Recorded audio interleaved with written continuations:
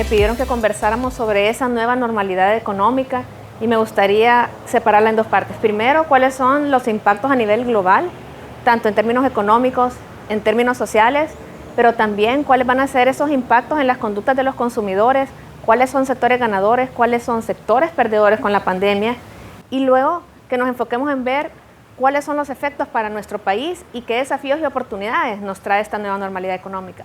Entonces, en primer lugar, hablando del mundo, este es un shock que para muchos es inédito. Para algunos tiene una magnitud que es solamente comparable a la Gran Depresión económica.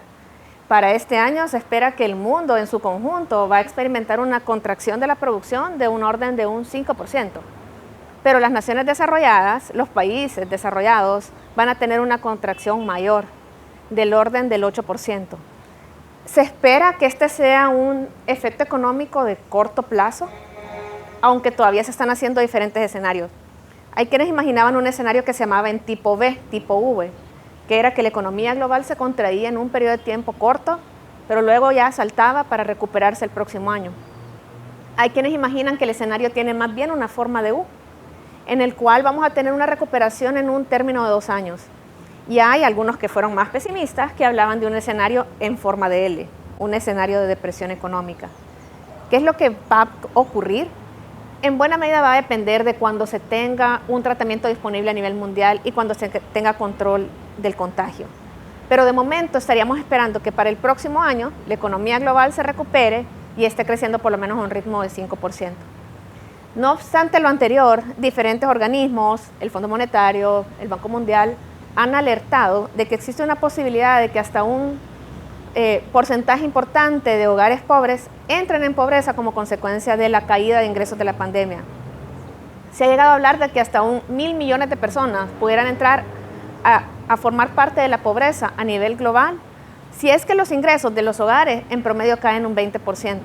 Esto es un reto inédito. Nuevamente, quizás la última referencia que tenemos es la Gran Depresión.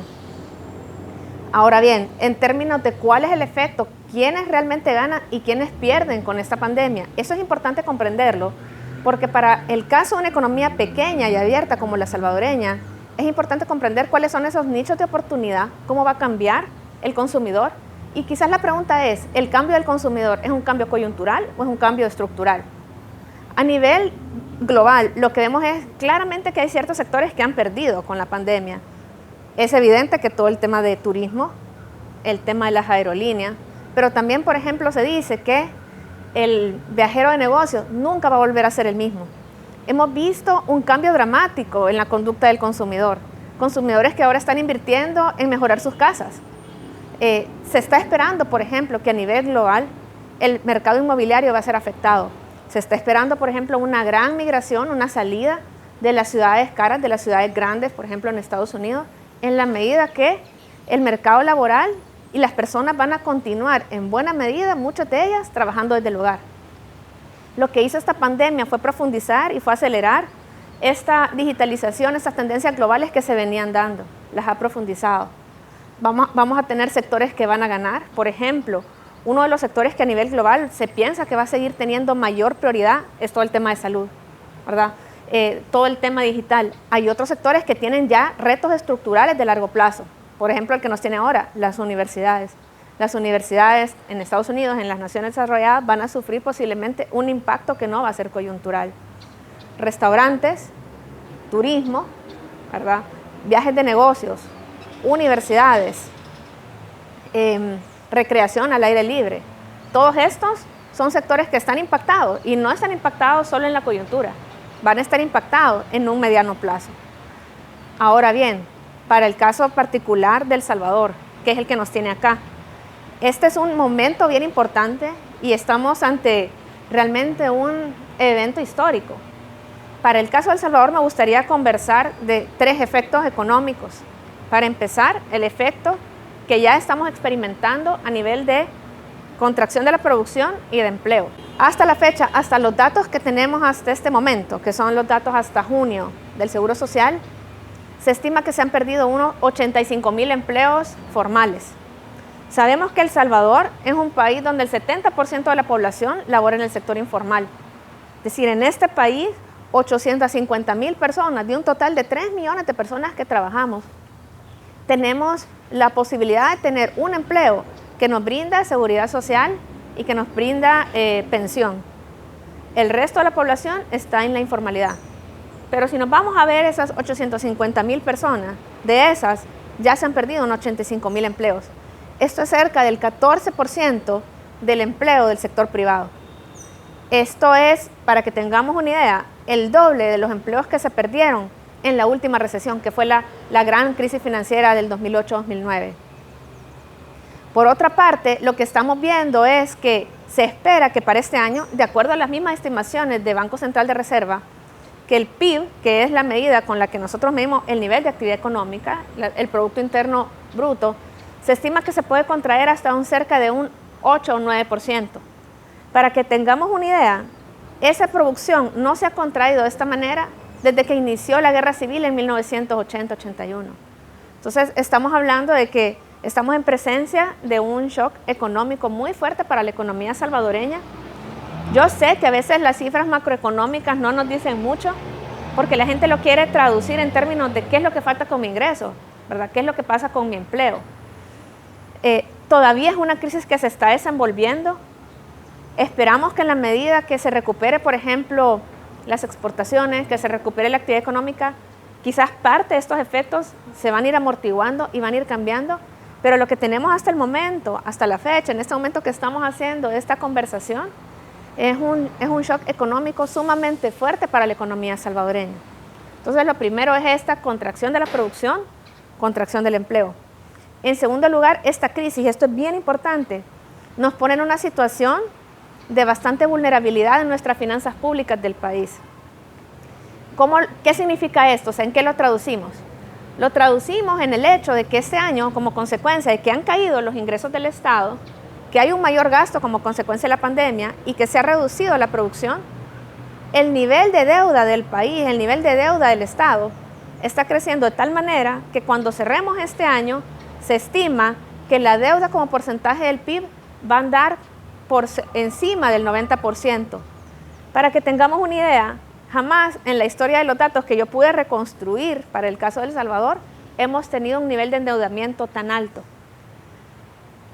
Yo sé que es un tema que muchas veces se polariza o se politiza, pero nosotros, digamos, quienes estamos en la academia y quienes estamos interesados en el desarrollo del país, es importante que comprendamos la magnitud de estas cifras que estamos hablando y las consecuencias. En la medida que un porcentaje importante del endeudamiento crezca, al inicio del año la deuda PIB era 70%, como ya dije, vamos a cerrar al 90%, y eso significa que de los gastos del Estado, un mayor porcentaje de esos gastos se va a tener que destinar a pagar el servicio de la deuda, es decir, intereses de la deuda. Por ejemplo, si este año estábamos pagando unos $1,000 millones en intereses de la deuda, como consecuencia de esta mayor deuda, vamos a estar pagando $1,200 millones al año en intereses de la deuda. Significa que menos recursos del Estado se van a poder estar destinando para otras prioridades de educación y de salud. Por otra parte, el hecho que las finanzas públicas estén en un estrés o en este nivel de fragilidad, significa que si El Salvador, por ejemplo, tuviera una segunda ola de contagio, o si El Salvador tuviera otro shock, un terremoto, un desastre natural, ir a buscar recursos tendría que hacerse a un costo bastante alto. En la medida que el país tiene unas finanzas públicas débiles, tiene comprometida su estabilidad macroeconómica, tiene mayores problemas para poder conseguir recursos externos, tiene comprometida buena parte de sus flujos en pago de intereses de la deuda, y ahí la consecuencia de esto es que el país va a tener que hacer un esfuerzo por tener un diálogo fiscal, un acuerdo fiscal, con el acompañamiento de las diferentes fuerzas políticas para poder ir recuperando poco a poco la trayectoria de reducción de la deuda del país en un periodo de tiempo prudencial. Entonces, el primer tema que vimos era el efecto que tiene esto en la economía, en la producción, en el empleo. El segundo es cómo esta pandemia tiene secuelas bien importantes en nuestras finanzas públicas, en toda la parte fiscal. Y lo tercero es cómo esta pandemia puede tener también un efecto en los indicadores sociales del país, en la pobreza, en educación, en salud, en estos indicadores que son importantes para el bienestar y para la prosperidad de mediano plazo de los hogares salvadoreños. Todavía es muy temprano para poder estimar con precisión cuál puede ser el efecto de la crisis, porque los datos sociales de El Salvador los tenemos con rezago. Los tenemos hasta que tenemos la encuesta de hogares de propósitos múltiples, lo cual nos implica que el próximo año vamos a estar sabiendo cuáles son las consecuencias que está teniendo esta pandemia en los hogares salvadoreños. Pero algunas estimaciones preliminares que hemos elaborado nos indican que pudiese haber hasta, por ejemplo, 1.5 millones de salvadoreños pudieran deslizar y llegar a niveles de pobreza en El Salvador. Esto sería un retroceso muy importante en términos de que en los últimos 25 años, ¿verdad? En los últimos, de hecho, 30 años, ha habido una reducción consistente, más o menos, digamos, ininterrumpida, en la pobreza. Cuando El Salvador salía de la guerra civil en 1992, para darlos como una idea, 6 de cada 10 hogares vivían en pobreza. Se estima que antes de la pandemia, la pobreza era de un 25% de los hogares salvadoreños. Si los hogares salvadoreños tienen una reducción significativa en sus ingresos, ya sea porque caen las remesas, ya sea porque aumenta sustancialmente el desempleo, o porque se reducen los ingresos de todo este sector informal, muchos hogares van a caer en pobreza. Y eso es un desafío importante para el país y para las políticas públicas sociales. ¿Por qué? Porque muchas veces cuando los hogares caen en una situación de vulnerabilidad social, ellos revierten decisiones de inversión de largo plazo para la familia. Lo que ya estamos viendo en el sistema educativo es muchos niños, muchos jóvenes que están retirándose del sistema de educación, ¿verdad? Y eso significa que una pandemia que puede haber tenido una duración de corto plazo puede tener secuelas en retrocesos de indicadores de salud, de educación, que son de mediano plazo. Todavía, como les digo, es muy temprano para poder tener un diagnóstico certero de cuáles van a ser los impactos. Pero el reto que tenemos como país es monitorearlos, es medirlos, es discutirlos con responsabilidad para poder preparar políticas públicas que realmente den el ancho y den una respuesta adecuada a los retos que tenemos. Voy a cerrar comentando brevemente cuáles son esos retos de políticas públicas y quizás decir, pues con humildad, que esta es una crisis tan única, tan inédita, que no tenemos respuestas completas. O sea, y esto debería motivar una discusión nacional y una discusión y una reflexión en los siguientes sentidos. Ahora, cuando se supere la pandemia, cuando ya pase el periodo de mayor contagio, creo que va a ser importante que se retome la discusión de cuál es la ruta económica del país. Este país necesita claridad de cuáles son sus apuestas productivas, de cuáles son sus apuestas de desarrollo, para dar certidumbre, para dar certeza y que eso pueda orientar la toma de decisiones. De momento no tenemos un plan económico. Esto es una oportunidad para crearlo en un mundo post-pandemia que va a ser muy distinto a El Salvador que teníamos en enero. En segundo lugar, el siguiente reto, como ya mencionaba, es cómo vamos a hacer nuestro ajuste fiscal. Y ahí necesitamos un verdadero acuerdo fiscal. La gente a veces dice que en El Salvador no es posible por la polarización política. Pero yo creo que si los líderes de nuestro país comprenden la gravedad de lo que significaría un ajuste desordenado de las finanzas públicas, van a tener la prudencia y esperemos la madurez para poder tender puentes con otros actores políticos y sentarse y definir cuáles son esos ajustes que se necesitan.